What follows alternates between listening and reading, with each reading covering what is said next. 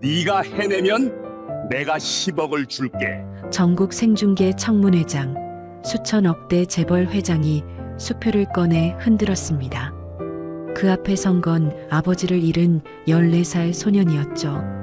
방청석은 조롱으로 들끓었고 카메라는 소년의 떨리는 손을 비추었습니다.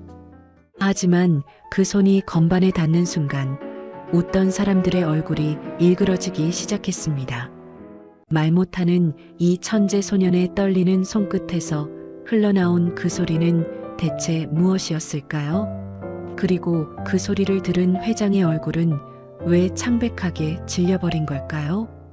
영상이 시작되기 전 구독과 좋아요 부탁드립니다. 시청하고 계신 지역을 댓글로 남겨주시면 그 소중한 공간에 행복이 가득하기를 기원하겠습니다. 빗소리가 모든 것을 삼키던 밤이었습니다. 장맛비가 쏟아지는 7월의 어느 밤, 지우는 거실 소파에 웅크린 채 창밖을 바라보고 있었습니다. 시계는 밤 11시를 넘기고 있었고 아버지는 아직 돌아오지 않았습니다. 식탁 위에는 식어버린 된장찌개가 그대로 놓여 있었죠.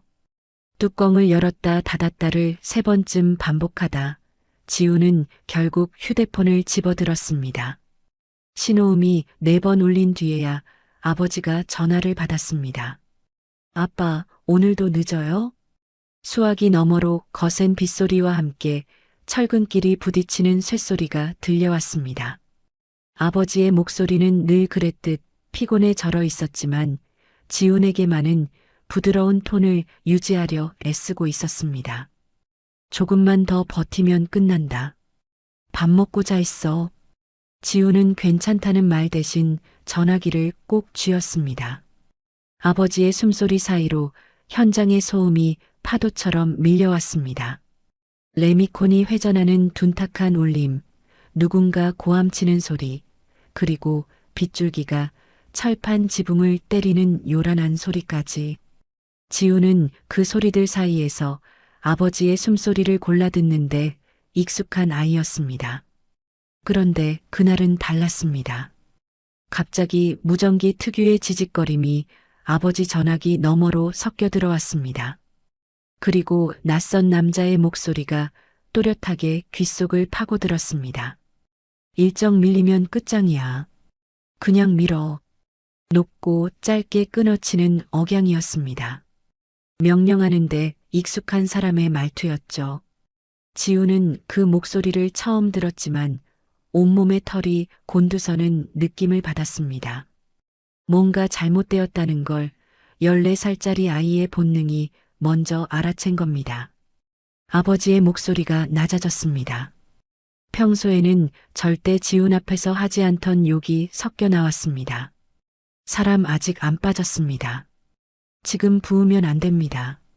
아버지의 음성은 분명히 떨리고 있었습니다. 그건 화가 나서가 아니었습니다.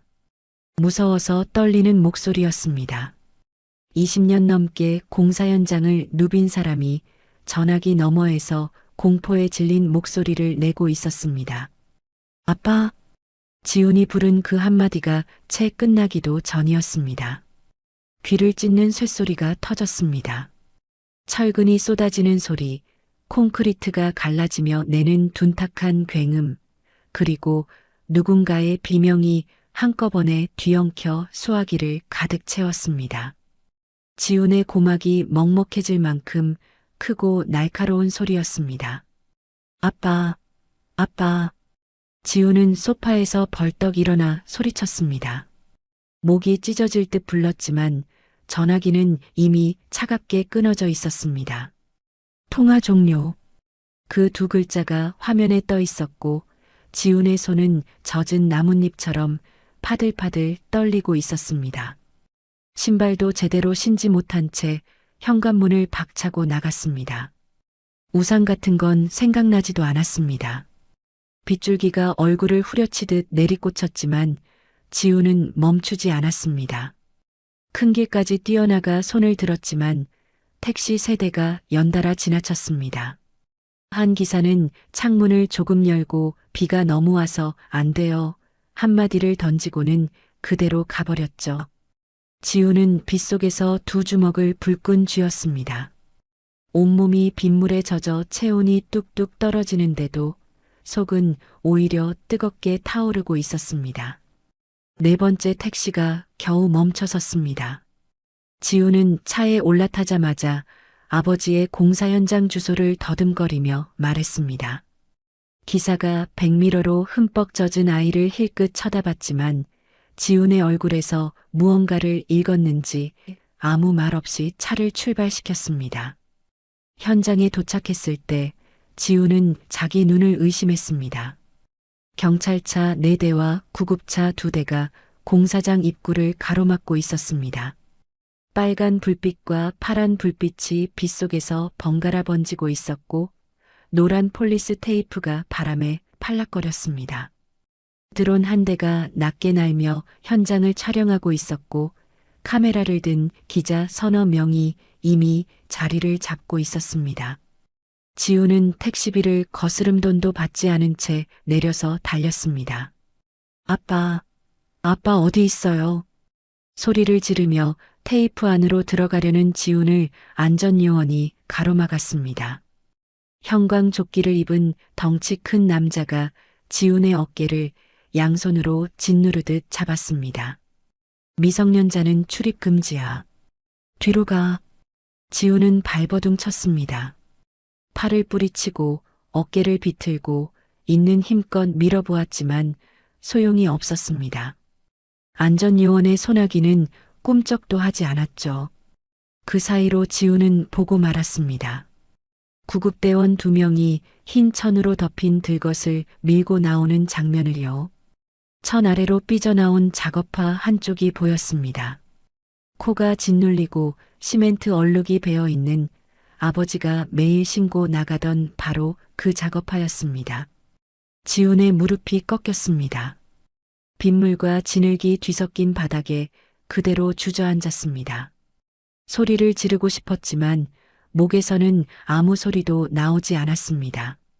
입을 크게 벌린 채 숨만 헐떡이는 지훈의 얼굴 위로 빗물이 눈물처럼 흘러내렸습니다. 시간이 얼마나 흘렀는지 몰랐습니다. 비는 새벽이 되어서야 조금씩 잦아들었고 지훈은 누군가가 어깨에 걸쳐준 담요를 두른 채 공사장 앞 인도에 앉아 있었습니다. 눈은 떠져 있었지만 아무것도 보고 있지 않았습니다. 새벽 5시 거실 TV에서 뉴스 자막이 흘러나왔습니다. 서강개발 공사 현장 붕괴, 불가항력 사고로 추정. 화면이 바뀌면서 한 남자가 기자들 앞에 섰습니다. 단정한 양복의 곧은 자세, 카메라 앞에서 눈 하나 깜빡이지 않는 사람이었습니다. 서강개발 서민혁 회장이었죠. 그는 고개를 살짝 숙이며 말했습니다. 유족분들께 깊은 위로의 말씀을 드립니다. 회사는 철저한 조사에 전적으로 협조하겠습니다. 그 순간 지훈의 등줄기가 싸늘하게 얼어붙었습니다. 귀가 TV 속 남자의 목소리를 자동으로 분해하기 시작했습니다. 높고 짧게 끊어치는 억양, 문장 끝을 내리깎는 습관, 몇 시간 전 전화기 너머에서 들었던 바로 그 리듬이었습니다. 그냥 밀어라고 말했던 그 목소리의 주인이 지금 TV 안에서 위로를 건네고 있었습니다. 지훈은 떨리는 손으로 주머니 속 휴대폰을 꺼냈습니다. 화면에는 아버지와의 마지막 통화 기록이 남아 있었습니다. 통화 시간 3분 47초. 그게 아버지와 나눈 마지막이었습니다. 지훈은 그 통화 기록을 한참 동안 내려다보았습니다. 눈에서 눈물이 흘러 화면 위에 떨어졌지만 손가락은 삭제 버튼 위에 가지 않았습니다. 통화는 끊어졌는데 그 목소리는 끊어지지 않았습니다. 귓속에 박힌 그 억양이 심장이 뛸 때마다 함께 울렸습니다. 장례식장은 국화 냄새와 울음소리로 가득 차 있었습니다. 사고 이틀 뒤 지훈은 영정사진 옆에 서 있었습니다. 아버지의 사진은 지난 설날에 찍은 것이었죠. 어색하게 웃고 있는 얼굴, 햇볕에 그을린 이마, 그리고 작업복 대신 처음으로 입은 새 점퍼. 그 사진 속 아버지는 살아 있었습니다. 그런데 지금 사진 아래에는 검은 리본이 걸려 있었고 향 연기가 아버지의 웃는 얼굴 위로 느릿느릿 올라가고 있었습니다. 조문객들이 줄을 이었습니다. 고개를 숙이고 헌화를 하고 어머니의 손을 잡았습니다. 하지만 그들의 입에서 나오는 말은 하나같이 비슷했습니다. 힘내세요. 잘 가셨을 거예요. 지우는 그 말들이 귀를 스칠 때마다 이가 꽉 물렸습니다. 힘내라는 말이 대체 무슨 뜻인지 알 수 없었습니다. 아버지가 없는데 뭘 어떻게 힘내라는 건지 14살 소년에게 그 말은 아무런 의미가 없었습니다. 오후 늦게 낯선 남자 2명이 장례식장에 들어왔습니다. 검은 양복에 깔끔한 구두, 한 명은 서류 가방을 들고 있었고 다른 한 명은 명함을 미리 손에 쥐고 있었습니다. 서강개발 경영지원팀이라고 적힌 명함이었죠. 그들은 능숙하게 헌화를 마친 뒤 어머니에게 다가갔습니다. 유가족분께 진심으로 위로의 말씀을 드립니다. 저희가 산재 처리와 관련해서 말씀드릴 부분이 있어서요. 서류 가방을 든 남자가 나직한 목소리로 말했습니다. 마치 보험 상담이라도 하듯 차분한 톤이었죠. 어머니의 얼굴이 순간 돌처럼 굳었습니다. 조문객 몇 명이 고개를 돌렸고 공기가 싸늘하게 얼어붙었습니다. 합의금은 빠르게 진행하실수록 유리합니다. 시간이 지나면 절차가 복잡해지거든요. 지우는 영정사진 옆에 선 채로 그 남자의 말투를 듣고 있었습니다. 그런데 가슴이 철렁했습니다. 문장 끝을 내리깎는 습관, 모음을 짧게 끊는 리듬. 그날 밤 전화기 너머에서 들었던 그 억양과 같은 계열의 말투였습니다. 물론 같은 사람은 아니었습니다. 하지만 같은 곳에서 일하는 사람들이 공유하는 특유의 톤이 있었고 지훈의 귀는 그것을 놓치지 않았습니다. 손가락 끝이 차갑게 저려왔습니다. 어머니는 아무 대답도 하지 못했습니다. 그저 입술을 꽉 깨문 채 고개를 떨구었을 뿐이었죠.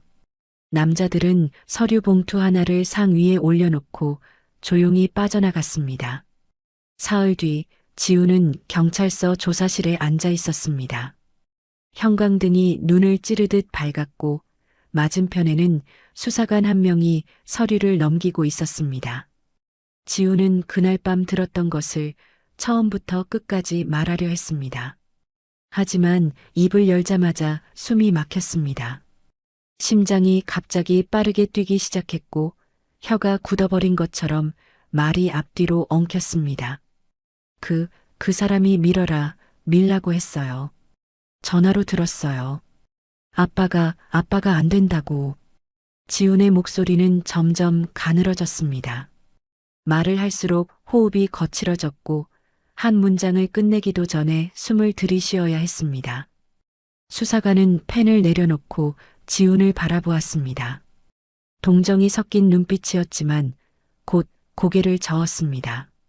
통화 녹취가 남아있으면 좋겠는데 일반 통화는 자동으로 녹음이 안 되잖아. 내 기억만으로는 수사에 반영하기가 어려운 부분이 있어. 그때 조사실 문이 열리며 양복을 입은 남자 한 명이 들어왔습니다. 서강개발 법무팀에서 보낸 변호사였습니다. 그는 수사관에게 가볍게 목례를 한 뒤 의자에 앉으며 입을 열었습니다. 아이가 사고 당일 극심한 충격을 받은 상태였잖습니까? 트라우마로 인한 기억 왜곡 가능성도 충분히 고려하셔야 합니다. 지우는 그 말을 듣는 순간 의자 팔걸이를 움켜쥐었습니다. 손톱이 하얗게 될 만큼 힘을 주었지만 입에서는 아무 말도 나오지 않았습니다. 기억 왜곡이라는 단어가 머릿속에서 모처럼 박혔습니다. 분명히 들었는데 내 귀로 똑똑히 들었는데 이 사람들은 그걸 환청 취급하고 있었습니다. 경찰서에서 나온 다음 날 지우는 혼자 공사 현장을 찾아갔습니다. 공사는 중단된 상태였고 입구에는 출입금지 팻말이 세워져 있었습니다.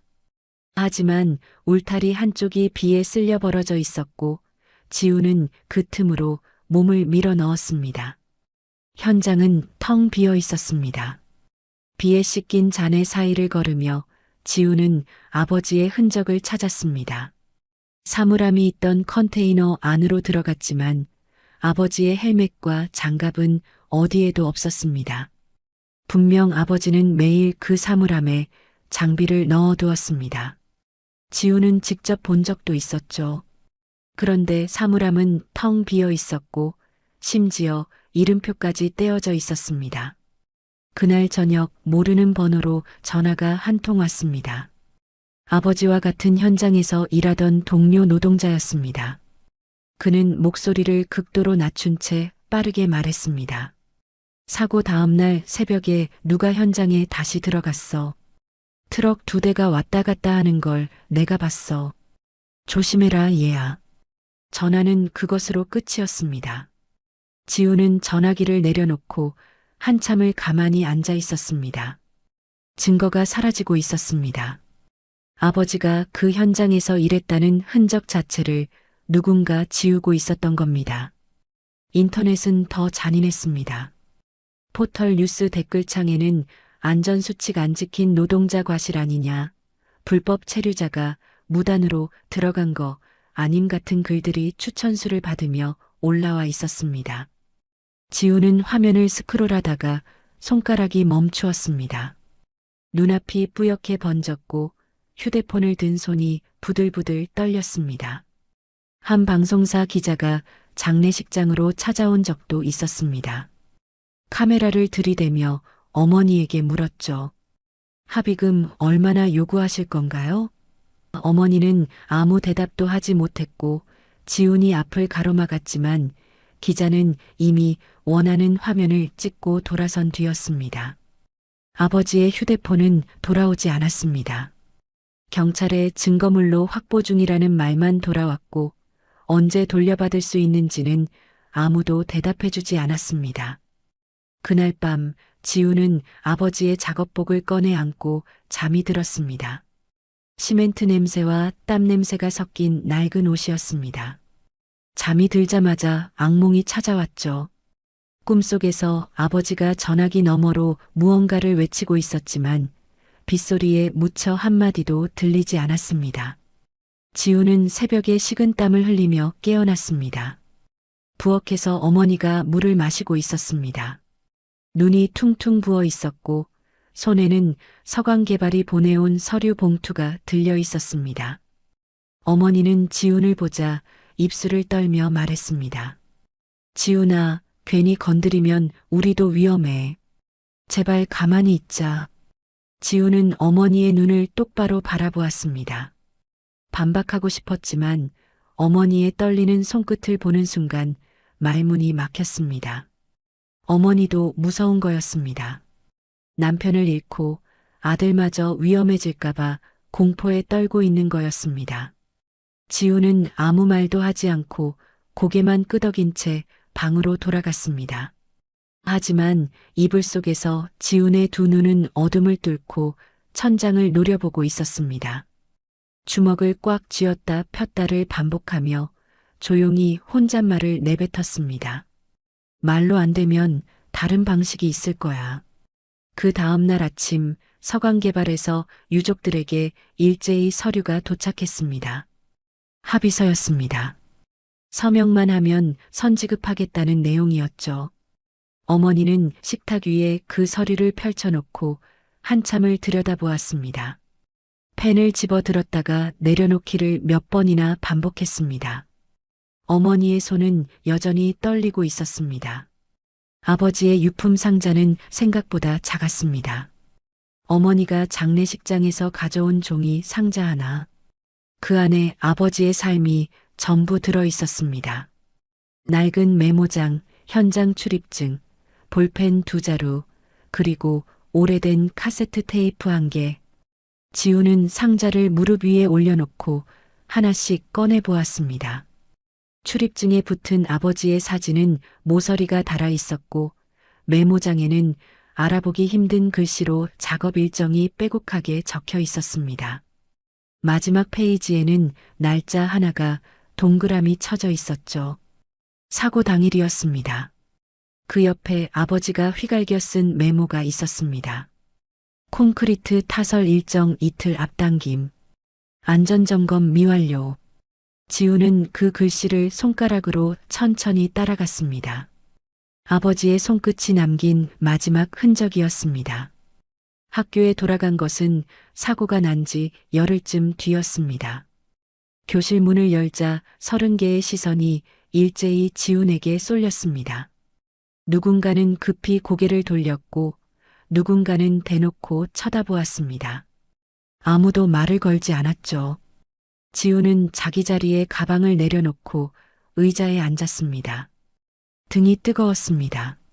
시선들이 등에 꽂히는 게 느껴졌지만 고개를 돌리지 않았습니다. 수학 수업 시간이었습니다. 선생님이 칠판에 방정식을 풀고 있었고 분필 소리가 교실에 울렸습니다. 그 순간 지훈의 귀에 이상한 소리가 들리기 시작했습니다. 분필이 칠판을 긁는 소리가 어느새 쇳소리로 바뀌었습니다.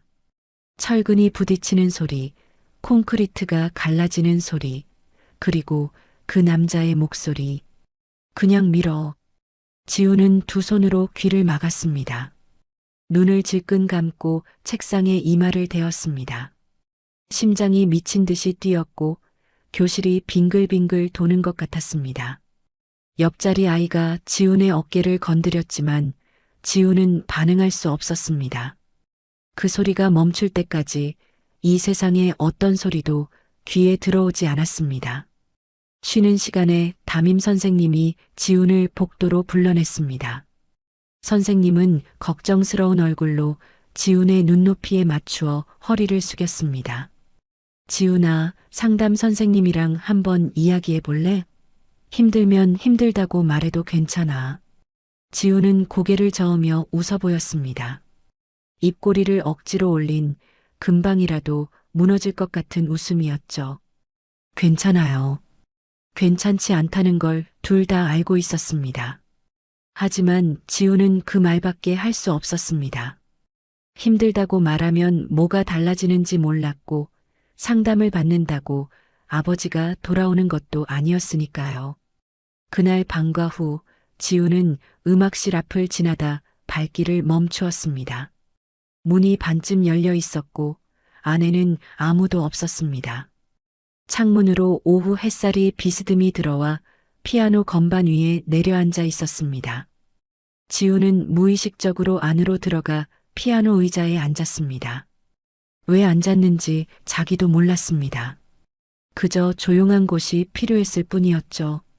오른손 검지로 건반 하나를 눌렀습니다. 맑은 하나가 텅 빈 음악실에 울려 퍼졌습니다. 지훈은 그 소리가 사라질 때까지 가만히 귀를 기울였습니다. 그리고 다른 건반을 눌렀습니다. 또 다른 음이 울렸죠. 지훈은 문득 이상한 것을 느꼈습니다. 그 남자의 목소리, 그냥 밀어라고 말할 때의 억양이 음의 높낮이로 머릿속에 그려지고 있었습니다. 그냥에서 살짝 올라갔다가 밀어에서 짧게 떨어지는 패턴. 지훈은 무심코 그 높낮이를 건반 위에서 찾기 시작했습니다. 처음에는 엉망이었습니다. 손가락이 엉뚱한 건반을 누르기 일쑤였고 머릿속의 소리와 피아노 소리가 전혀 맞지 않았습니다. 하지만 10번, 20번 반복하자 무언가가 잡히기 시작했습니다. 귀가 기억하는 억양의 곡선이 손가락으로 옮겨지는 순간이 찾아온 겁니다.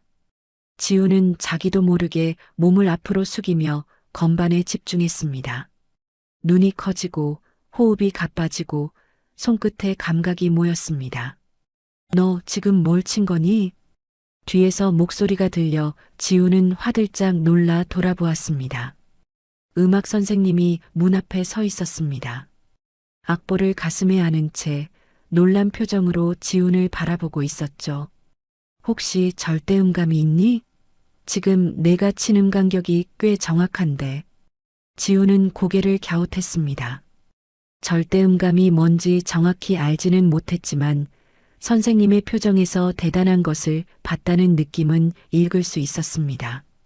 지우는 잠시 망설이다 조심스럽게 물었습니다. 선생님, 사람 말투도 음으로 남을 수 있어요? 선생님은 피아노 옆에 서서 부드럽게 고개를 끄덕였습니다. 말도 결국 소리야.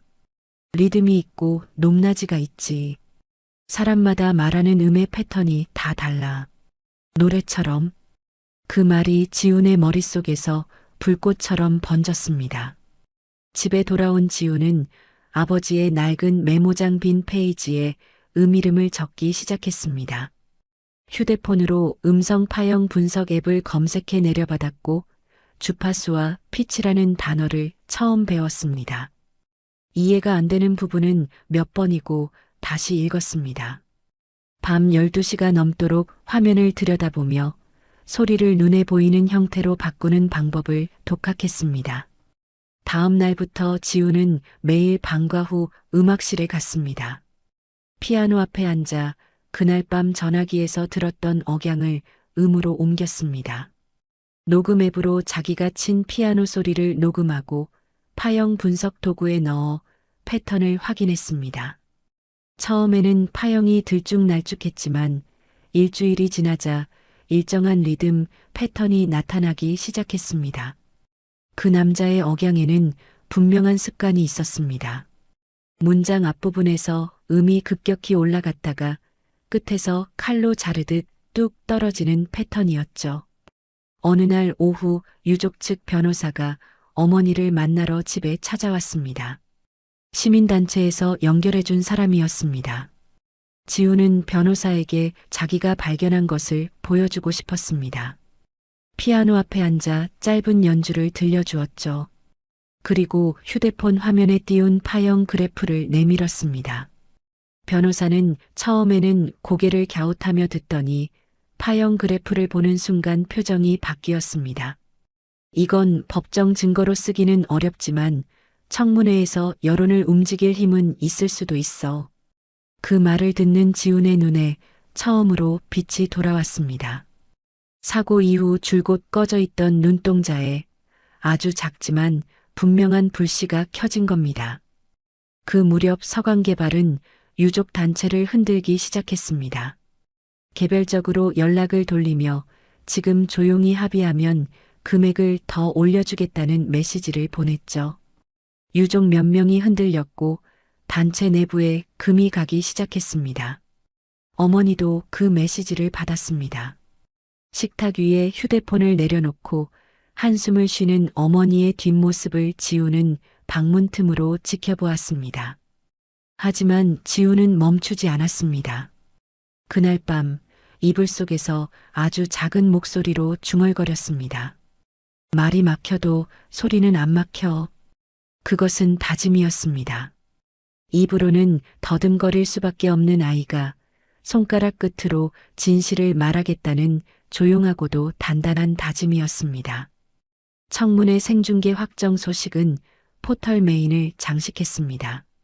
서강개발 공사 현장 붕괴 참사, 국회 청문회 생중계 결정. 그 기사 제목 아래로 댓글이 수천 개씩 달리고 있었습니다.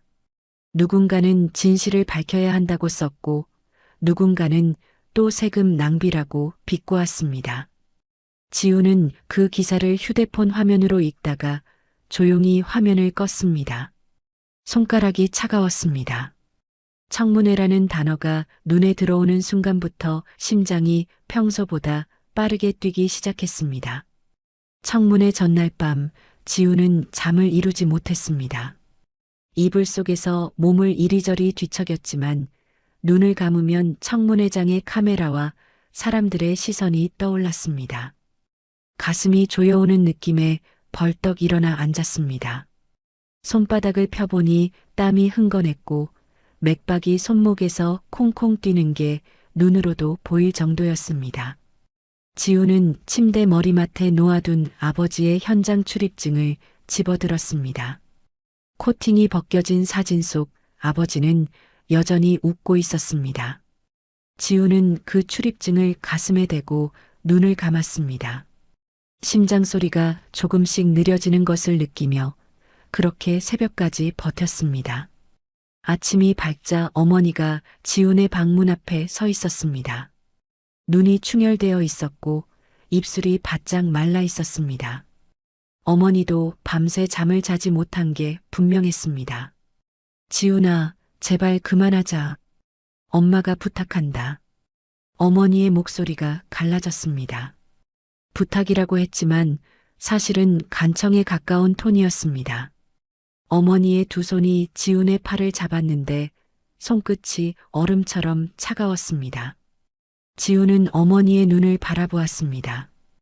그 안에 공포와 피로와 슬픔이 전부 섞여 있었습니다. 남편을 잃은 아내이자 아들마저 위험에 내모는 것 같아 두려운 어머니의 눈이었죠. 지훈은 한참을 말없이 서 있다가 겨우 입을 열었습니다. 아빠가 남긴 게 이것뿐이에요. 목소리는 떨렸지만 눈은 흔들리지 않았습니다. 어머니는 아들의 그 눈빛을 보고 더 이상 말을 잇지 못했습니다. 두 손으로 얼굴을 감싸며 고개를 떨구었고 지우는 어머니의 어깨가 작게 흔들리는 것을 보면서도 발걸음을 돌려야 했습니다. 청문회장까지는 변호사의 차를 타고 갔습니다. 차 안에서 지우는 한마디도 하지 않았습니다.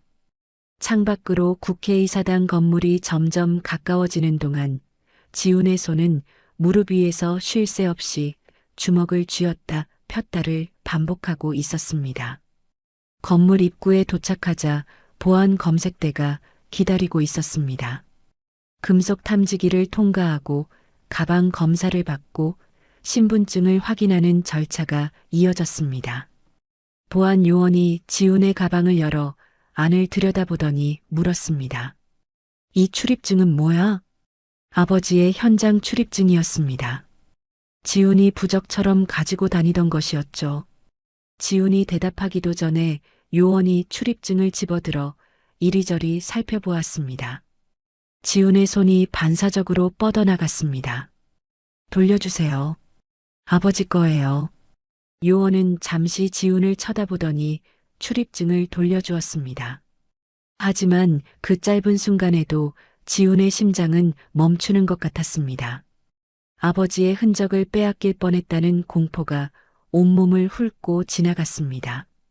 복도를 지나 청문회장 앞에 다다르자 카메라 플래시가 터지기 시작했습니다. 기자 10여 명이 복도 양쪽에 진을 치고 있었고 지훈이 나타나자 일제히 렌즈를 돌렸습니다. 한 기자가 마이크를 내밀었습니다. 학생, 서 회장한테 10억 받으면 용서할 건가요? 지훈은 그 질문에 걸음을 멈추었습니다. 온몸이 굳어버린 것처럼 발이 바닥에 붙었습니다. 10억이라는 숫자가 머릿속에서 맴돌았습니다. 아버지의 목숨에 가격표를 붙이는 듯한 그 질문이 지훈의 명치를 주먹으로 때린 것처럼 아팠습니다. 변호사가 재빨리 지훈의 어깨를 감싸며 기자들 사이를 빠져나갔습니다. 청문회장 문이 열렸습니다. 안쪽은 지훈이 상상했던 것보다 훨씬 넓었습니다. 반원형으로 배치된 의원석이 높은 곳에 있었고 그 아래로 증인석과 방청석이 마주 보고 있었습니다. 유족석은 왼편에, 기업 측 자리는 오른편에 배치되어 있었죠. 공기 자체가 팽팽했습니다. 사람들의 작은 기침 소리, 서류 넘기는 소리, 의자 삐걱거리는 소리가 모두 긴장에 젖어 있었습니다. 지훈이 유족석에 앉은 지 얼마 지나지 않아 오른편 문이 열리며 민혁이 들어왔습니다. 서강개발 서민혁 회장이었습니다. 양복 단추를 가지런히 잠근 채 입가에 엷은 미소를 머금고 있었습니다. 카메라가 일제히 그를 향했고 민혁은 마치 시상식에 온 사람처럼 여유롭게 걸어왔습니다. 유족석을 지나칠 때 고개를 살짝 숙이며 말했습니다. 유가족 여러분, 마음 깊이 위로드립니다. 완벽하게 연습된 말투였습니다. 슬픔도 미안함도 없는 공연의 대사 같은 위로였죠. 하지만 그가 걸음을 옮기다 지훈과 눈이 마주치는 순간 아주 짧은 변화가 있었습니다. 웃고 있던 눈이 찰나 동안 굳었습니다. 눈동자가 한순간 수축하더니 곧바로 원래의 미소로 돌아갔죠. 그것은 1초도 안 되는 순간이었지만 지훈은 놓치지 않았습니다. 저 사람은 나를 알고 있다. 아니, 내가 뭘 알고 있는지를 알고 있다. 등골이 서늘해졌습니다. 자리에 앉은 뒤 낯선 남자 한 명이 지훈에게 다가왔습니다. 민혁 측 보좌관이었습니다. 양복 안주머니에서 명함을 꺼내 건네며 마치 선배가 후배에게 말하듯 다정한 톤으로 속삭였습니다. 학생, 아직 중학생이지? 우리 회장님이 장학금을 마련해 두셨어. 대학까지 전부 지원할 수 있는 거야. 지훈은 명함을 받지 않았습니다. 고개를 돌리지도 않았죠. 그러자 보좌관이 지훈의 귀에 바짝 얼굴을 가까이 대며 목소리를 낮추었습니다. 너희 어머니 가게 하나로 먹고 사는 거 알지? 그거 쉽지 않을 텐데. 지훈의 손이 떨렸습니다. 온몸에 소름이 돋았고 이를 악물었습니다. 주먹 안에서 아버지의 출입증 모서리가 손바닥을 파고들었습니다. 아팠지만 그 통증이 오히려 지훈을 붙잡아 주었습니다. 여기서 무너지면 안 된다. 지훈은 출입증을 꽉 쥔 채 앞만 바라보았습니다. 변호사가 지훈의 옆자리로 와 앉으며 작은 목소리로 말했습니다. 긴장하지 마. 너는 말하지 않아도 돼. 소리로 보여주면 되는 거야. 지훈은 고개를 끄덕였습니다. 하지만 심장은 여전히 갈비뼈를 두드리듯 뛰고 있었고 입술이 바싹 말라 있었습니다. 청문회장 스크린에 카운트다운이 떠올랐습니다. 생중계 시작까지 1분 전, 빨간 숫자가 초 단위로 줄어들고 있었습니다. 카메라 위에 빨간 불이 하나둘 켜지기 시작했고 회장 안의 모든 소리가 조금씩 잦아들었습니다. 지훈은 무릎 위에 올려놓은 두 손을 내려다보았습니다. 손가락 끝이 가늘게 떨리고 있었습니다. 이 손으로 피아노를 쳐야 합니다. 이 떨리는 손으로 아버지의 마지막 밤을 증명해야 합니다. 카운트다운이 0을 향해 달려가고 있었고 지훈의 숨이 가빠지기 시작했습니다. 생중계가 시작되고 청문회장 안의 공기가 달라졌습니다. 의원들의 질의가 이어지는 동안 민혁은 여유로운 표정을 유지하고 있었습니다. 질문이 날아올 때마다 고개를 살짝 끄덕이며 준비된 답변을 읊었고 가끔은 안경을 고쳐 쓰며 서류를 들여다보는 신용을 했습니다. 마치 이 자리가 자신의 회의실인 것처럼 편안해 보였죠. 유족들을 향해 진심으로 유감이라는 말을 3번째 반복할 때 지훈은 주먹 안에서 아버지의 출입증이 땀에 젖어가는 것을 느꼈습니다. 그때 민혁이 갑자기 시선을 돌렸습니다. 유족석에 앉아있던 지훈을 똑바로 바라보며 마이크에 대고 말했습니다. 저기 앉아 계신 학생, 고인의 아들이라고 들었습니다. 청문회장 전체가 지훈을 향해 고개를 돌렸습니다. 카메라 렌즈들이 일제히 방향을 바꾸었고 빨간 불빛들이 지훈의 얼굴 위에 모였습니다. 지훈의 숨이 멎는 것 같았습니다. 갑자기 수백 개의 눈이 자신을 향해 쏟아지는 느낌의 등줄기가 얼어붙었습니다. 민혁은 자리에서 천천히 일어섰습니다. 양복 단추를 한 손으로 매만지며 카메라를 의식한 듯 근엄한 표정을 지었습니다. 이 학생이 소리로 증언을 하겠다고 했다면서요? 피아노로 제 목소리를 증명할 수 있다고. 민혁의 입꼬리가 미세하게 올라갔습니다. 웃음이라고 하기엔 너무 얇고 조롱이라고 하기엔 너무 조심스러운 카메라에는 걸리지 않을 정도의 비웃음이었습니다. 의원 몇 명이 서로 눈짓을 교환했고 방청석에서 웅성거림이 일었습니다. 좋습니다. 그렇다면 해보시죠. 민혁은 주머니에서 무언가를 꺼냈습니다. 접힌 종이 한 장이었습니다. 그것을 펼쳐 카메라 앞에 들어 보였는데 수표였습니다. 10억 원이라는 숫자가 선명하게 적혀 있었죠. 청문회장이 술렁였습니다. 의원 한 명이 자리에서 반쯤 일어났다가 다시 앉았고 기자들의 키보드 소리가 빗발치듯 쏟아졌습니다. 이 학생이 정말로 해낸다면 20억을 지금 당장 드리겠습니다. 공개적으로요. 민혁의 목소리는 당당했습니다.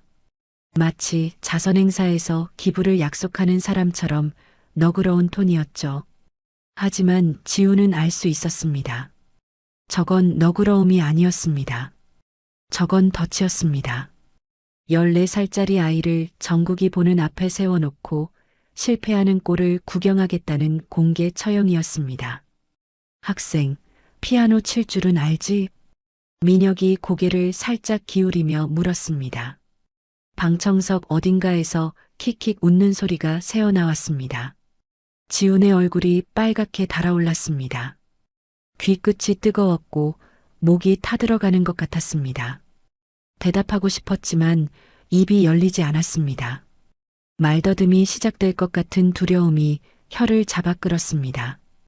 온라인 댓글창은 이미 폭발하고 있었습니다. 회장 쿨하네 10억이면 나도 치겠다. 저 애가 진짜 할 수 있긴 해? 라는 글이 빠르게 올라왔고 반대편에서는 미성년자한테 저러는 게 말이 되냐, 완전 갑질 아니냐라는 글이 뒤섞였습니다. 생중계 시청자 수가 실시간으로 치솟고 있었습니다. 지우는 수표를 바라보았습니다. 10억이라는 숫자가 눈앞에서 아른거렸습니다. 아버지의 장례비를 치르느라 어머니가 가게 보증금까지 빼야 했던 기억이 떠올랐습니다. 매일 새벽같이 일어나 반찬 가게 문을 여는 어머니의 갈라진 손이 머릿속을 스쳤습니다. 10억이면 어머니가 더 이상 새벽에 일어나지 않아도 될 텐데. 그 생각이 스치자 지훈의 눈이 흔들렸습니다. 변호사가 지훈을 바라보고 있었습니다. 입은 다물고 있었지만 눈빛이 분명하게 말하고 있었죠. 돈이 목적이 아니잖아. 지훈은 그 눈을 보고 시선을 바닥으로 떨구었습니다. 손이 부들부들 떨리고 있었습니다. 민혁이 한 발 더 나아갔습니다. 수표를 탁자 위에 내려놓으며 마이크를 향해 또렷하게 말했습니다. 만약 못한다면 오늘 이 자리에서 확인되는 겁니다. 이 학생의 증언이 거짓이라는 것이. 청문회장이 쥐 죽은 듯 조용해졌습니다. 의원들도 기자들도 방청석의 유족들도 숨을 삼켰습니다. 민혁은 그 침묵을 즐기듯 천천히 지훈을 바라보았습니다. 포식자가 먹잇감을 내려다보는 눈이었습니다. 지훈의 목이 타들어갔습니다. 말을 하고 싶었지만 또다시 입이 열리지 않았습니다. 허가 굳고 심장이 귀까지 뛰고 시야가 좁아지는 느낌이었습니다. 입을 열면 더듬거릴 것이 뻔했고 전국에 생중계되는 화면에서 말을 더듬는 자기 모습이 상상되자 다리에 힘이 빠졌습니다. 가족을 잃고도 돈에 흔들리는 거 아닌가 모르겠네. 민혁이 마지막으로 내뱉은 말이 지훈의 가슴을 관통했습니다. 방청석에서 누군가 저게 사람이냐라고 중얼거리는 소리가 들렸지만 지훈의 귀에는 들어오지 않았습니다. 머릿속이 하얘졌습니다. 아버지의 장례식에서 합의금 이야기를 꺼내던 그 사람들, 경찰서에서 기억 왜곡이라며 자신을 밀어내던 변호사, 10억을 내밀며 거짓말쟁이로 몰아가는 저 남자. 이 모든 것이 한꺼번에 가슴을 짓눌렀습니다. 지훈은 대답하지 않았습니다. 대답할 수 없었습니다. 대신 천천히 자리에서 일어났습니다. 다리가 후들거렸지만 한 발 또 한 발을 내디뎠습니다. 청문회장 한쪽에 놓여있던 피아노를 향해 걸어갔습니다. 그 몇 걸음이 몇 킬로미터처럼 길게 느껴졌습니다. 카메라가 따라왔고 모든 시선이 지훈의 등에 꽂혔습니다. 피아노 의자에 앉았습니다. 검은 건반과 흰 건반이 눈앞에 펼쳐졌습니다. 지우는 두 손을 건반 위에 올렸습니다. 하지만 손가락이 말을 듣지 않았습니다. 경련처럼 가늘게 떨리는 손끝이 건반 위에서 흔들렸습니다. 첫음을 누르려 했지만 손가락이 건반에 닿기 직전에 멈추었습니다. 마치 보이지 않는 벽에 막힌 것처럼 손이 더 이상 내려가지 않았습니다. 지우는 건반 위에 올린 손을 내려다보았습니다. 이 손으로 아버지의 마지막 밤을 증명해야 합니다. 이 떨림을 멈추지 못하면 아버지는 영원히 거짓말이 됩니다. 지훈의 눈에 물기가 차올랐지만 고개는 들지 않았습니다. 첫음이 나오는 순간 지훈은 자기가 실수한 것을 알았습니다. 손가락이 엉뚱한 건반을 누른 겁니다. 머릿속에 그려둔 음과 전혀 다른 소리가 청문회장을 가득 채웠습니다. 불협화음이었습니다. 맑아야 할 첫음이 찌그러진 소리로 뒤틀렸고 그 소리는 높은 천장에 부딪혀 메아리처럼 돌아왔습니다. 지훈의 온몸이 얼어붙었습니다. 손가락이 건반 위에서 굳었고 숨이 목에 걸려 나오지 않았습니다. 방청석 어딘가에서 킥킥거리는 소리가 들렸습니다. 한 명이 아니었습니다. 여기저기서 웃음이 새어나왔고 카메라 한 대가 재빨리 그 웃는 얼굴들을 잡아냈습니다. 생중계 화면에 웃고 있는 방청객의 얼굴이 잡혔다는 것을 지우는 몰랐지만 공기가 달라진 것은 느낄 수 있었습니다. 조금 전까지 팽팽하던 긴장이 순식간에 조롱으로 바뀌어가고 있었습니다. 지우는 두 번째 음을 시도했습니다. 하지만 손가락이 말을 듣지 않았습니다. 떨림이 멈추지 않았고 건반을 누르는 힘 조절이 되지 않았습니다. 너무 세게 누르거나 너무 약하게 스치거나 그 중간이 없었습니다. 세 번째 음도 틀어졌습니다. 불협화음이 겹쳐질수록 청문회장의 공기는 무거워졌고 지훈의 어깨는 점점 더 움츠러들었습니다. 민혁이 자리에서 일어섰습니다. 양복 단추를 매만지며 여유롭게 마이크를 잡았습니다. 됐습니다. 충분히 봤죠. 민혁의 목소리는 부드러웠지만 그 안에는 날카로운 칼이 숨어 있었습니다.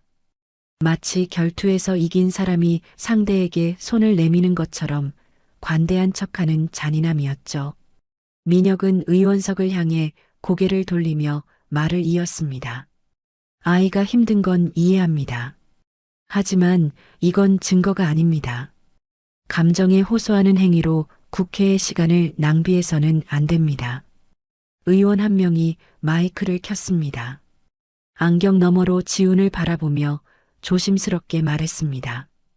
아이에게 시간을 좀 더 주면 어떨까요? 민혁이 즉시 끊었습니다.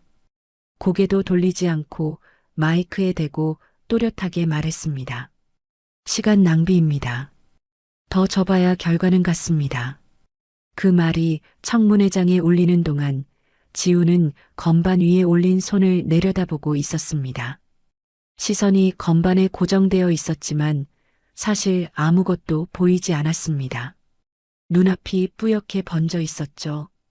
귀에는 웅성거리는 소리가 파도처럼 밀려왔다 빠져나갔고 그 사이로 그날 밤의 소리가 끼어들었습니다. 전화기 너머로 들리던 빗소리, 쇳소리, 그리고 아버지가 마지막으로 내뱉은 숨소리. 통화가 끊어지기 직전 아버지의 목소리에 섞여 있던 그 떨림이 귓속에서 다시 울렸습니다. 지우는 손바닥을 꽉 쥐었습니다. 손톱이 살 속을 파고들었고 송금 사이로 피가 배어나오기 시작했습니다. 아팠지만 손을 펴지 않았습니다. 그 통증이 유일하게 지훈을 이 자리에 붙잡아두고 있었으니까요. 놓아버리면 의자에서 미끄러져 바닥에 주저앉을 것 같았습니다. 변호사가 유족석에서 일어나 지훈에게 다가가려 했습니다. 하지만 보안 요원이 팔을 가로막으며 제지했습니다. 변호사가 항의했지만 청문회 진행 중 증인석 접근은 불가하다는 규정이 벽처럼 막아섰습니다. 지우는 피아노 앞에 혼자 남겨졌습니다. 수백 명 앞에 앉아 있으면서도 세상에서 가장 외로운 자리였습니다. 온라인은 이미 들끓고 있었습니다. 끝났네. 그냥 가엾긴 한데 무리수였지. 회장 말이 맞잖아. 증거가 어딨어. 같은 댓글이 빠르게 쌓여 올라갔습니다. 반대편에서 애한테 저러는 게 사람이냐. 생중계 끊어라 같은 글도 있었지만 조롱의 물결이 더 거셌습니다. 지우는 화면을 보지 않았지만 방청석의 웅성거림만으로도 분위기가 어디로 흘러가고 있는지 온몸으로 느낄 수 있었습니다.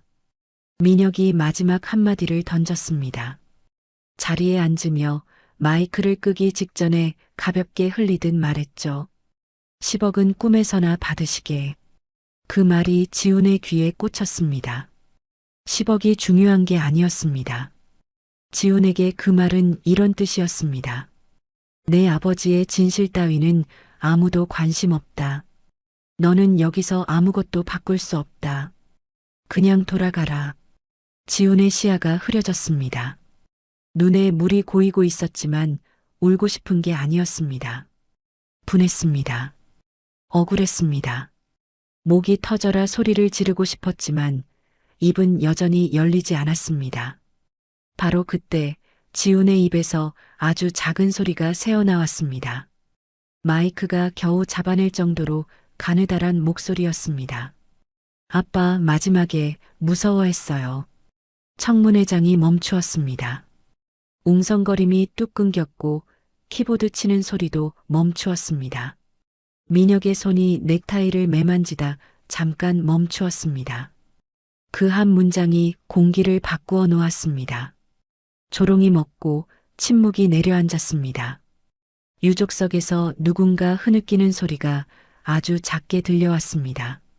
지우는 피 베어난 손바닥을 천천히 펼쳤습니다. 송금 위에 빨간 반달 자국이 선명했습니다. 그 손을 다시 건반 위에 올렸습니다. 이번에는 떨림이 조금 달랐습니다. 공포의 떨림이 아니었습니다. 무언가를 꺼내려는 떨림이었습니다. 아버지의 마지막 밤을, 그 소리를 이 손끝에서 끄집어내야 한다는 절박함이 손가락 하나하나에 실리기 시작했습니다. 지우는 깊게 숨을 들이쉬었습니다. 그리고 눈을 감았습니다. 청문회장이 사라지고 카메라가 사라지고 민혁이 사라졌습니다. 어둠 속에 남은 것은 그날 밤의 소리뿐이었습니다. 빗소리, 철근 소리, 아버지의 숨소리, 그리고 그 남자의 목소리. 지훈의 손가락이 건반을 찾아 내려갔습니다. 첫 음이 울렸습니다. 이번에는 달랐습니다. 맑고 또렷한 한 음이 청문회장의 침묵 위에 내려앉았습니다. 두 번째 음이 이어졌고 세 번째 음이 그 뒤를 따랐습니다.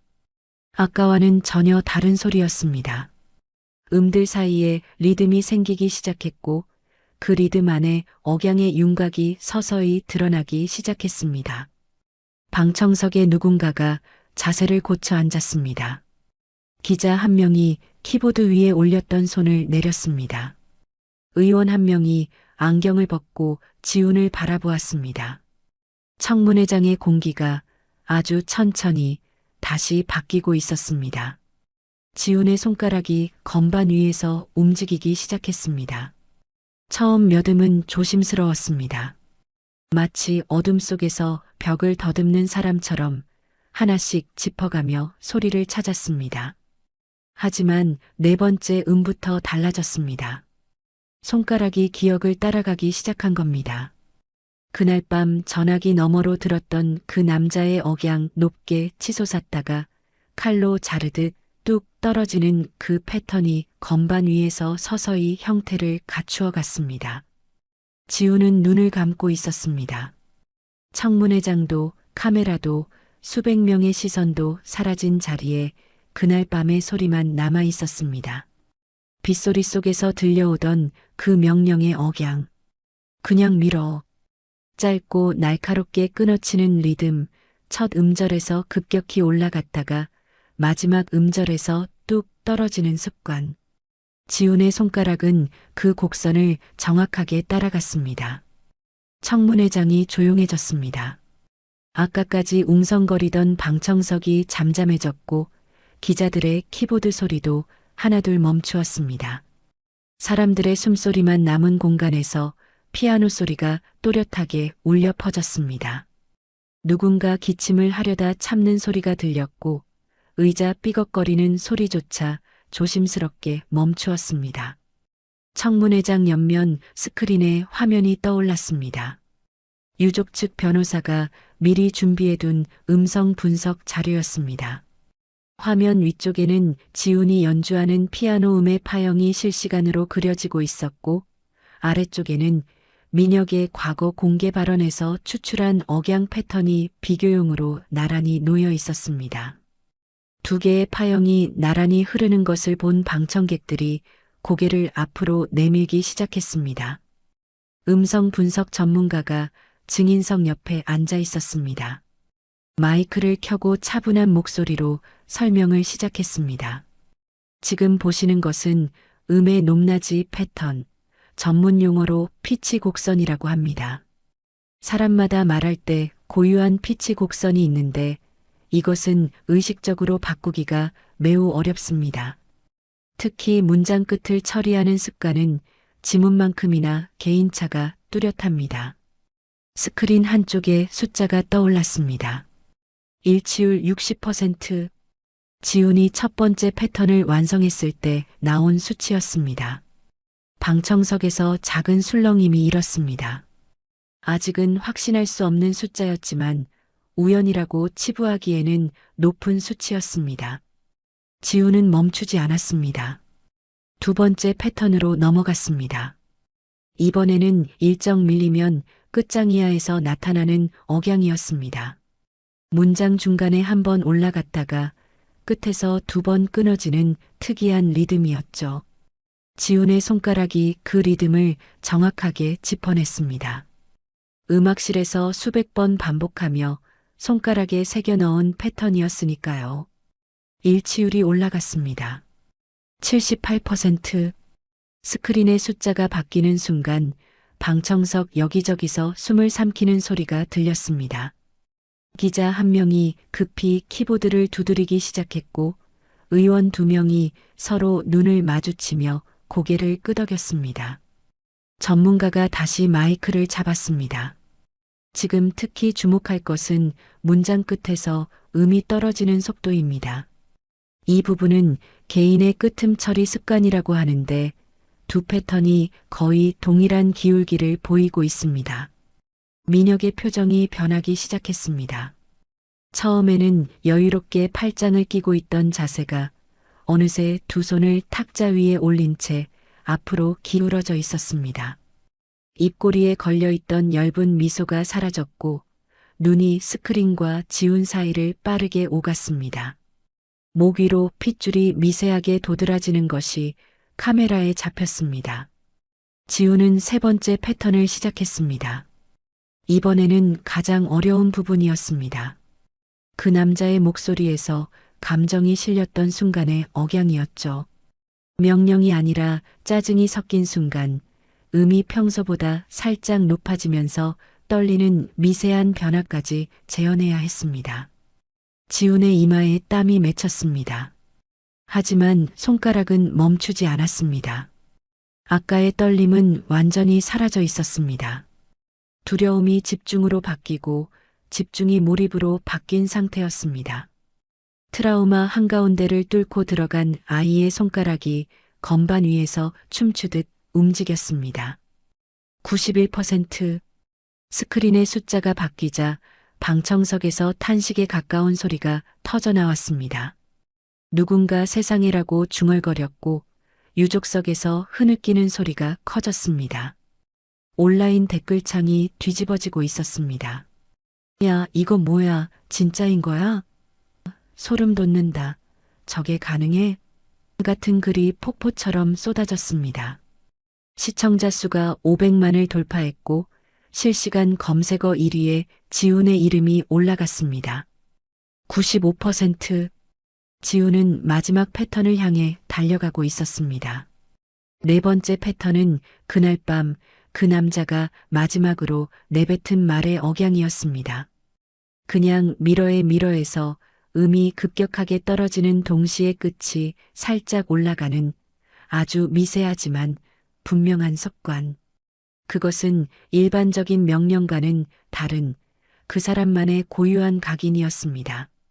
민혁 측 변호사가 급히 마이크를 잡았습니다. 이 분석은 과학적으로 검증된 방법이 아닙니다.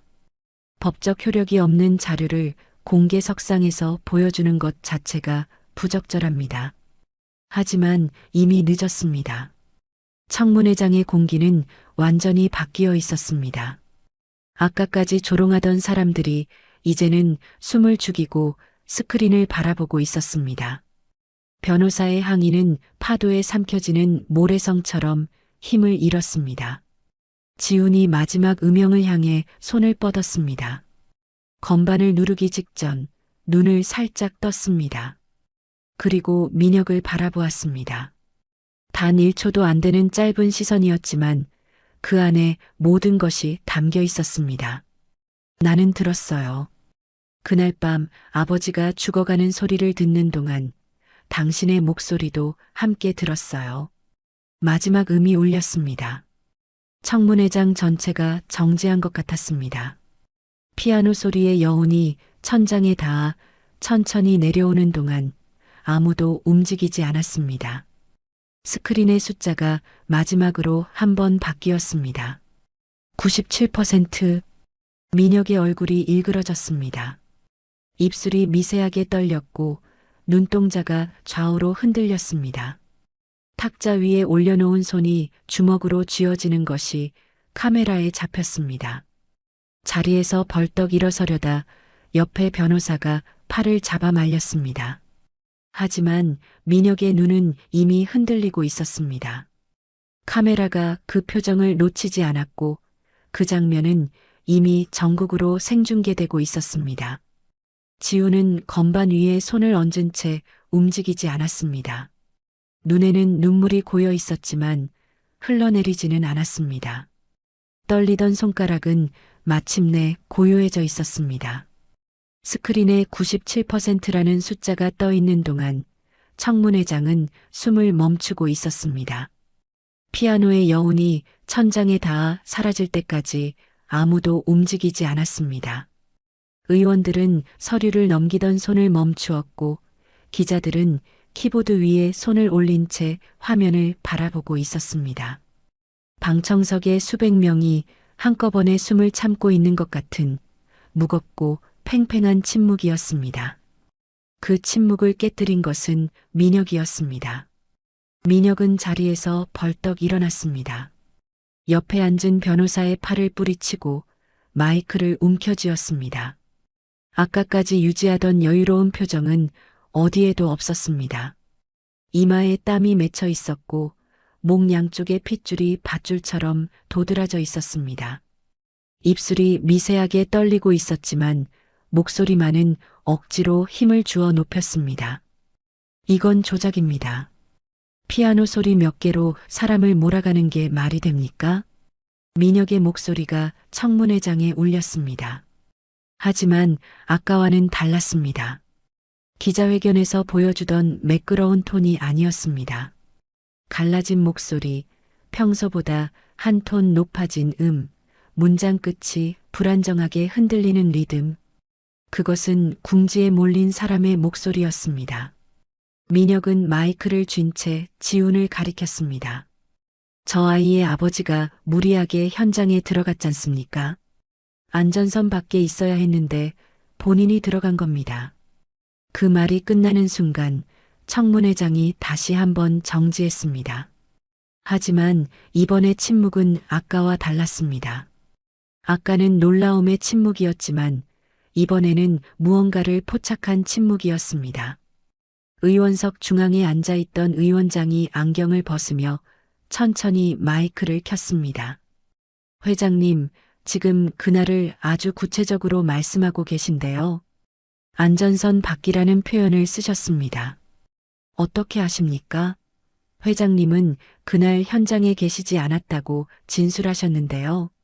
민혁의 얼굴에서 핏기가 빠져나갔습니다. 입이 반쯤 열렸지만 소리가 나오지 않았습니다. 눈동자가 빠르게 좌우로 흔들렸고 마이크를 쥔 손이 미세하게 떨렸습니다.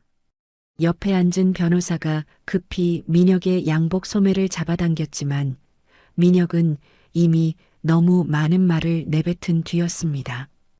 기자석에서 키보드 소리가 폭발했습니다. 수십 대의 노트북에서 동시에 타자 소리가 쏟아졌고 카메라가 일제히 민혁의 일그러진 표정을 잡아냈습니다. 속보 알림이 기자들의 휴대폰에서 동시에 울리기 시작했습니다.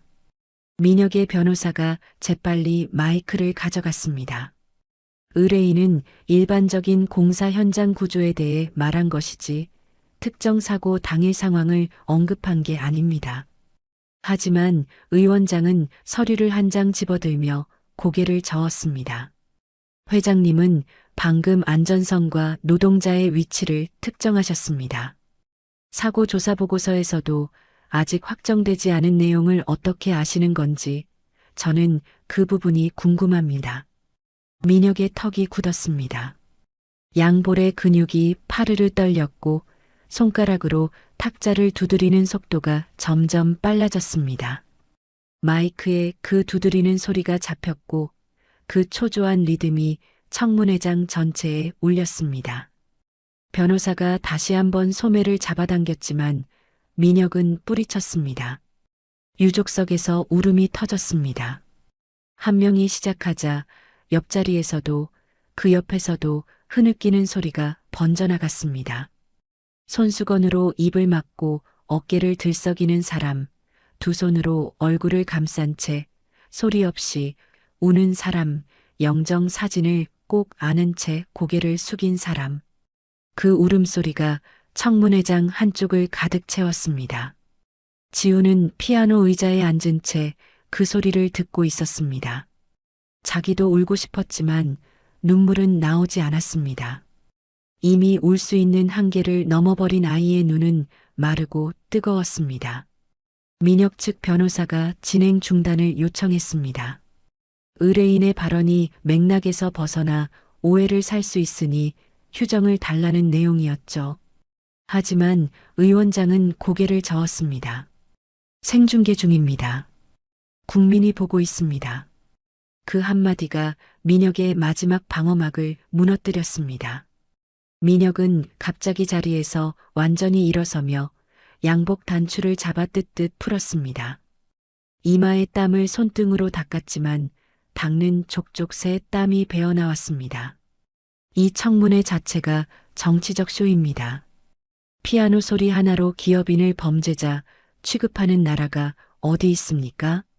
목소리는 높았지만 힘이 없었습니다. 분노인 척했지만 그 안에 공포가 섞여 있는 것을 모든 사람이 느낄 수 있었습니다. 민혁이 소리를 높일수록 오히려 설득력은 바닥으로 떨어졌습니다. 떨리는 목소리로 결백을 주장하는 모습이 전국에 생중계되고 있었고 그 화면은 이미 수백만 명의 눈에 박혀 있었습니다. 방청석 뒤편에서 소란이 일었습니다. 문 너머로 양복을 입은 남자 두 명이 들어서는 것이 보였습니다. 건장한 체격에 귀걸이형 이어폰을 꽂고 있었죠. 누군가 작은 목소리로 중얼거렸습니다. 체포영장 나온 거 아니야? 그 말이 방청석에 퍼지면서 웅성거림이 커졌습니다. 의원장이 마이크를 두드렸습니다. 청문회장이 다시 조용해졌습니다. 의원장은 서류를 가지런히 정리한 뒤 카메라를 정면으로 바라보며 말했습니다. 오늘 청문회에서 확인된 정황을 근거로 검찰에 추가 수사를 공식 의뢰하겠습니다. 기자석에서 플래시가 일제히 터졌습니다. 하얀 빛이 청문회장을 순간적으로 환하게 비추었고 그 빛 속에서 민혁의 얼굴이 드러났습니다. 핏기가 빠진 얼굴, 벌어진 입, 초점을 잃은 눈. 아까까지 수백억을 다루던 기업 총수의 얼굴에 남아있는 것은 공포뿐이었습니다. 민혁이 마지막으로 소리쳤습니다. 이건 조작입니다. 전부 조작이라고. 하지만 그 목소리는 이미 갈라져 있었고, 떨리고 있었고, 스스로의 무게를 감당하지 못하고 허공에서 부서졌습니다. 변호사가 민혁의 팔을 잡아 의자에 앉혔지만 민혁의 눈은 여전히 지훈을 향해 있었습니다. 지훈은 피아노 위에 두 손을 얹은 채 그 시선을 받아내고 있었습니다. 고개를 들지도 숙이지도 않았습니다. 14살 소년의 조용한 눈이 무너져 내리는 남자를 바라보고 있었습니다. 그 눈에는 분노도 기쁨도 승리감도 없었습니다. 다만 한 가지가 있었습니다. 아버지의 마지막 밤이 거짓이 아니었다는 것을 이제 모두가 알게 되었다는 조용한 안도였습니다. 의원장의 수사 의뢰 발표가 끝나기도 전에 청문회장 뒤쪽 문이 열렸습니다. 한 남자가 들어왔습니다. 50대 초반쯤으로 보이는 사람이었습니다. 낡은 점퍼에 구겨진 바지, 면도를 며칠째 하지 않은 듯한 얼굴이었죠. 양손에는 서류 봉투를 꼭 쥐고 있었고 걸음걸이는 빨랐지만 다리가 미세하게 떨리고 있었습니다. 보안 요원이 가로막으려 했지만 유족 측 변호사가 재빨리 일어서며 외쳤습니다. 증인입니다. 추가 증인 출석을 신청합니다. 청문회장이 술렁였습니다. 의원장이 서류를 확인한 뒤 고개를 끄덕였고 남자는 증인석으로 안내되었습니다.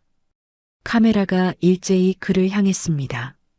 남자는 의자에 앉으며 두 손으로 서류 봉투를 무릎 위에 올려놓았습니다. 손이 심하게 떨리고 있었습니다. 민혁의 얼굴이 굳었습니다. 남자를 알아본 겁니다. 눈이 커지더니 입술이 파르르 떨렸고 옆에 변호사에게 급히 무언가를 속삭였습니다. 변호사의 표정도 순간 딱딱하게 변했습니다. 남자가 마이크 앞에서 입을 열었습니다. 목소리가 갈라져 있었지만 또렷하게 말하려 애쓰고 있었습니다. 저는 서강개발 현장 안전팀에서 3년간 근무한 사람입니다. 사고 2달 전에 해고되었습니다. 청문회장이 쥐 죽은 듯 조용해졌습니다. 남자는 한번 크게 숨을 들이쉰 뒤 말을 이었습니다. 해고 사유는 안전점검 보고서 수정을 거부했기 때문입니다. 경영진에서 공사 일정을 앞당기라는 지시가 내려왔고 안전점검이 끝나지 않은 구역에 콘크리트를 부으라는 명령이 있었습니다. 저는 반대했습니다. 그랬더니 잘렸습니다. 민혁 측 변호사가 즉시 마이크를 잡았습니다. 이 사람은 해고에 대한 개인적 원한이 있는 사람입니다. 증언의 신뢰성이 없습니다. 남자는 그 말에 고개를 돌리지도 않았습니다.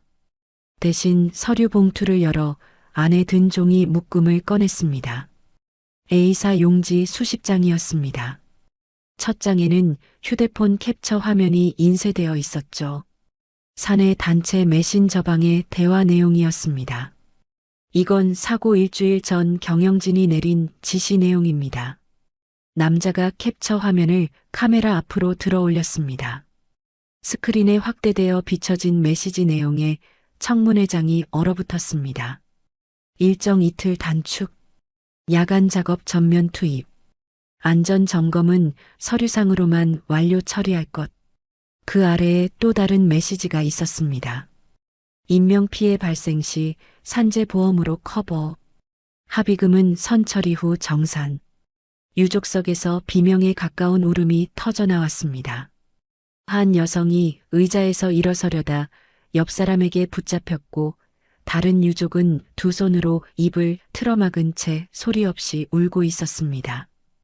인명피해를 보험으로 커버하겠다는 문장이 그들의 가슴에 칼처럼 박혔습니다. 죽을 수도 있다는 것을 알면서 돈으로 처리하면 된다고 생각했다는 뜻이었으니까요.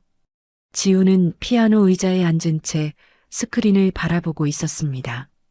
손이 축 늘어져 있었고 얼굴에는 아무런 표정이 없었습니다. 하지만 눈빛은 달랐습니다. 스크린에 비친 그 메시지를 한 글자 한 글자 읽고 있었고 눈동자 안쪽에서 무언가가 타오르고 있었습니다. 남자는 두 번째 서류를 꺼냈습니다. 이번에는 공사 일정 단축 지시 문건이었습니다. 원래 3개월에 걸쳐 진행해야 할 공정을 45일로 줄이라는 내용이 적혀 있었고 문건 하단에는 결제 서명이 있었습니다. 서민혁이라는 이름이 선명하게 찍혀 있었죠. 민혁의 변호사가 다시 항의했습니다. 이 문건의 진위 여부가 확인되지 않았습니다. 위조 가능성을 배제할 수 없습니다. 하지만 남자는 세 번째 서류를 이미 꺼내 들고 있었습니다. 제 통장 내역입니다. 해고 후 서강개발에서 단 한 푼도 받지 않았습니다. 돈 받고 하는 증언이 아닙니다. 통장 사본이 스크린에 비춰졌습니다. 해고일 이후로 서강개발에서의 입금 내역은 단 한 건도 없었습니다. 민혁 측 변호사의 돈 받은 배신자 프레임이 순식간에 무너지는 순간이었습니다. 의원 한 명이 추가 질문을 던졌습니다. 증인, 사고 현장의 안전 점검표에 대해 아시는 것이 있습니까? 남자는 고개를 끄덕이며 네 번째 서류를 꺼냈습니다. 사고 전날 안전 점검표가 수정되었습니다. 원래 미완료로 체크되어 있던 항목 6개가 완료로 바뀌어 있었습니다. 그런데 이 점검표에 서명한 사람은 사고로 돌아가신 분 중 한 명입니다. 청문회장이 다시 한번 얼어붙었습니다. 죽은 사람의 서명이 사고 전날 수정된 문서에 남아있다는 것은 누군가 서명을 도용하거나 강제로 서명하게 했다는 뜻이었습니다. 지훈의 손이 꿈틀거렸습니다. 아버지의 이름이 그 점검표에 있을 수도 있다는 생각이 머릿속을 스쳤기 때문이었습니다. 민혁이 발악하듯 자리에서 일어났습니다. 넥타이를 잡아당기며 목소리를 높였습니다. 다 끝났습니다. 이건 정치적 공작이에요. 해고된 직원의 안갚음일 뿐입니다. 하지만 그 다 끝났습니다라는 말 속에 또 한 번의 실수가 숨어 있었습니다. 의원장이 즉시 마이크를 켰습니다. 회장님, 뭐가 끝났다는 말씀이십니까? 증인의 증언이 사실이라면 끝난 건 다른 것일 수도 있지 않겠습니까? 민혁의 입이 벌어졌다 닫혔습니다. 할 말을 잃은 얼굴이었습니다. 옆에 변호사가 민혁을 의자에 앉히려 했지만 민혁은 두 손으로 탁자를 짚은 채 버티고 서 있었습니다. 손가락 끝이 하얗게 질려 있었고 눈빛은 이미 초점을 잃어가고 있었습니다. 의원장이 서류를 정리하며 카메라를 향해 말했습니다. 본 청문회의 결과와 오늘 제출된 자료를 바탕으로 검찰에 공식 수사를 의뢰합니다. 기자석에서 플래시가 쏟아졌습니다. 청문회장 밖에서 대기하던 수사관들이 문 앞에 모습을 드러냈습니다. 민혁의 변호사가 급히 무언가를 속삭였지만 민혁은 듣고 있지 않았습니다. 그의 눈은 여전히 지훈을 향해 있었습니다. 피아노 위에 두 손을 올려놓은 채 조용히 앉아있는 14살짜리 소년을요. 민혁이 퇴장하려 일어섰습니다. 하지만 보안 요원 2명이 조용히 양쪽에서 다가와 길을 막았습니다. 민혁의 발걸음이 멈추었습니다. 카메라 플래시가 다시 한번 터졌고 그 빛 속에서 민혁의 탁자 위에 놓인 10억짜리 수표가 보였습니다. 구겨진 채 탁자 모서리에 걸려 있다가 바람에 밀려 바닥으로 떨어졌습니다. 아무도 그것을 줍지 않았습니다. 종이 한 장이 바닥에 닿는 소리조차 들리지 않았지만 그 장면은 이 청문회의 마지막을 상징하듯 카메라에 고스란히 담겼습니다. 청문회가 끝난 뒤 지훈은 청문회장 복도에 서 있었습니다. 사람들이 빠져나가고 있었습니다. 의원들, 기자들, 방청객들이 줄지어 건물 밖으로 향했고 복도에는 구두 소리와 웅성거림이 가득했습니다. 지훈은 벽에 등을 기댄 채 가만히 서 있었습니다. 다리에 힘이 없었습니다. 피아노 앞에서 버틸 때는 느끼지 못했던 피로가 모든 것이 끝난 뒤에야 한꺼번에 밀려왔습니다. 온몸이 물에 젖은 솜처럼 무거웠고 귀에서는 윙 하는 소리가 계속 울리고 있었습니다. 기자들이 몰려왔습니다. 마이크를 내밀고 카메라를 들이대며 사방에서 질문을 쏟아냈습니다. 학생, 서 회장이 제시한 10억 받을 건가요? 그 질문이 사방에서 동시에 터져 나왔습니다. 10억? 또 그 숫자였습니다.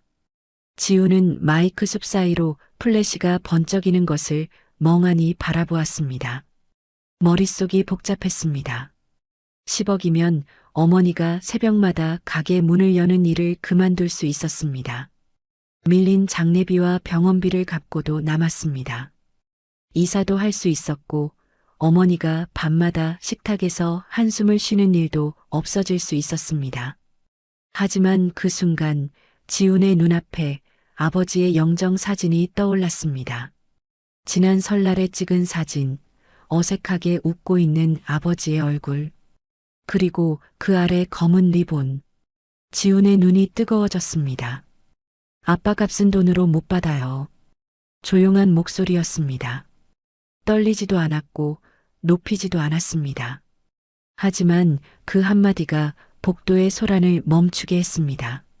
마이크를 내밀던 기자들의 손이 잠깐 멈추었고 카메라 뒤에 있던 사람들의 표정이 바뀌었습니다.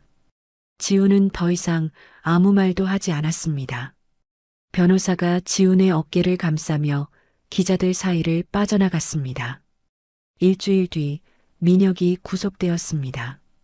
뉴스 화면에 수갑을 찬 민혁의 모습이 나왔습니다. 양복은 여전히 깔끔했지만 고개가 숙여져 있었고 얼굴은 일주일 전보다 10살은 늙어 보였습니다. 서강개발 서민혁 회장, 업무상 과실치사 및 증거인멸 혐의로 구속. 자막이 흘러갔고 그 뒤를 이어 서강개발 주가 폭락, 하도급 비리 추가 수사 착수 같은 기사들이 쏟아졌습니다. 지우는 그 뉴스를 거실 소파에 앉아보고 있었습니다. 어머니가 옆에 앉아 있었죠. 두 사람 다 아무 말이 없었습니다. 화면 속에서 민혁이 검찰청 계단을 내려가는 모습이 비춰졌고 플래시가 쉴 새 없이 터졌습니다. 지우는 리모컨을 들어 TV를 껐습니다. 화면이 꺼지자 거실이 조용해졌고 시계 소리만 똑딱거렸습니다. 며칠 뒤 지우는 변호사와 함께 기자회견장에 섰습니다. 짧은 발표문을 읽었습니다. 손에 든 종이가 미세하게 떨렸지만 목소리는 또렷했습니다. 10억 원은 사고 유족을 돕는 기금과 건설 현장 안전교육재단에 기부하겠습니다. 기자들의 플래시가 터졌고 카메라 셔터 소리가 빗소리처럼 쏟아졌습니다. 지우는 발표문을 다 읽은 뒤 종이를 접어 주머니에 넣었습니다. 질문이 쏟아졌지만 더 이상 대답하지 않았습니다. 할 말은 그것으로 충분했습니다. 학교로 돌아간 것은 그로부터 2주일 뒤였습니다. 교실 문을 열자 아이들의 시선이 다시 쏟아졌습니다. 하지만 이번에는 예전과 달랐습니다. 동정의 시선도 있었고 호기심의 시선도 있었고 어색하게 웃으며 다가오는 아이도 있었습니다. 하지만 복도에서 작은 목소리로 수군거리는 아이들도 있었죠. 제 아빠 그 사건 10억 기부하네 좀 유난 아니야 같은 말들이 등 뒤로 스쳐갔습니다. 지우는 그 소리들을 들었지만 발걸음을 멈추지 않았습니다. 이미 수백 명 앞에서 피아노를 치며 떨어본 아이였습니다. 교실의 수군거림쯤은 견딜 수 있었습니다. 방과 후 음악 선생님이 지훈을 불러 세웠습니다. 음악실 문 앞에서 지훈을 기다리고 있던 선생님은 평소처럼 악보를 가슴에 안고 있었습니다. 선생님은 지훈에게 아무것도 묻지 않았습니다. 청문회 이야기도 기부 이야기도 학교에서 힘들지 않냐는 말도 하지 않았습니다. 대신 조용히 한마디만 건넸습니다. 너는 증언했어. 소리로. 지우는 그 말을 듣고 한참을 서 있었습니다. 그리고 아주 작게 고개를 끄덕이며 음악실 안으로 들어갔습니다. 피아노 의자에 앉아 건반 위에 손을 올렸습니다. 청문회장에서 쳤던 그 패턴이 아니었습니다. 이번에는 다른 곡이었습니다. 아버지가 좋아하던 동요였죠. 어릴 때 아버지 무릎에 앉아 들었던, 아버지가 서투른 음정으로 불러주던 그 노래를 피아노로 천천히 쳤습니다. 하나하나가 음악실 안에 퍼졌습니다. 서투르지만 따뜻한 멜로디가 빈 교실의 공기를 채웠습니다. 지훈의 눈에서 눈물이 흘러내렸습니다. 청문회장에서는 나오지 않았던 눈물이 이 조용한 음악실에서 비로소 터져 나왔습니다. 건반 위에 눈물이 떨어졌지만 손가락은 멈추지 않았습니다. 집에 돌아왔을 때 어머니가 현관에서 기다리고 있었습니다. 신발을 벗는 지훈의 뒤에서 어머니가 다가왔습니다. 아무 말도 하지 않았습니다. 그냥 뒤에서 지훈을 안았습니다. 사고 이후 처음이었습니다. 어머니의 팔이 지훈의 어깨를 감싸자 지훈의 몸에서 힘이 풀렸습니다. 어머니의 품에서 어머니의 심장 소리가 들렸습니다. 규칙적이고 따뜻한 살아있는 사람의 소리였습니다. 지훈은 그 소리에 기대어 눈을 감았습니다. 그날 밤 지훈은 방에서 휴대폰을 꺼내 들었습니다. 통화 기록 목록을 열었습니다. 아버지와의 마지막 통화가 여전히 남아 있었습니다. 3분 47초. 지훈은 그 기록을 한참 동안 바라보다가 화면을 꺼서 베개 옆에 내려놓았습니다. 삭제하지 않았습니다. 그날의 소리는 지훈의 귀 속에 영원히 남아있을 겁니다. 하지만 이제는 그 소리가 지훈을 짓누르는 것이 아니라 지훈이 그 소리를 품고 사는 쪽으로 바뀌어 가고 있었습니다. 창밖에서 빗소리가 들려왔습니다. 장맛비는 이미 지나간 계절이었지만 가을비가 창문을 조용히 두드리고 있었습니다. 지훈은 이불을 턱까지 올리며 빗소리에 귀를 기울였습니다. 예전에는 빗소리가 들리면 심장이 쪼그라들었습니다. 하지만 오늘 밤의 빗소리는 달랐습니다. 그냥 비의 소리였습니다. 말은 사람을 죽일 수 있습니다. 하지만 진실을 살릴 수도 있습니다. 그리고 때로는 말이 막힌 자리에 소리가 대신 서기도 합니다. 지훈이는 말이 막혀도 포기하지 않았습니다. 입으로 할 수 없었던 말을 손가락 끝으로 해냈습니다. 진실은 돈으로 살 수도 힘으로 묻을 수도 없었습니다. 14살 소년의 떨리는 손가락이 수백억을 가진 어른의 거짓을 무너뜨렸죠. 세상은 때때로 진실을 말하는 사람에게 잔인합니다. 조롱하고 무시하고 협박하기도 합니다. 그래도 끝까지 포기하지 않으면 진실은 반드시 누군가의 귀에 닿습니다. 여러분의 곁에도 묻히려는 진실이 있지는 않나요? 그 진실 앞에서 여러분은 눈을 감으시겠습니까? 아니면 지훈이처럼 떨리는 손을 내밀어 보시겠습니까? 오늘의 이야기가 마음 한켠을 살며시 눌러주었다면 앞으로도 당신의 하루에 포근한 위로가 될 이야기들로 찾아올게요. 구독과 좋아요는 인생 포근이 계속 숨을 쉴 수 있는 큰 힘이 됩니다. 그리고 오늘 이야기의 주인공에게 남기고 싶은 따뜻한 한마디 댓글로 들려주세요. 당신의 나날이 언제나 포근하길 인생 포근이 응원합니다.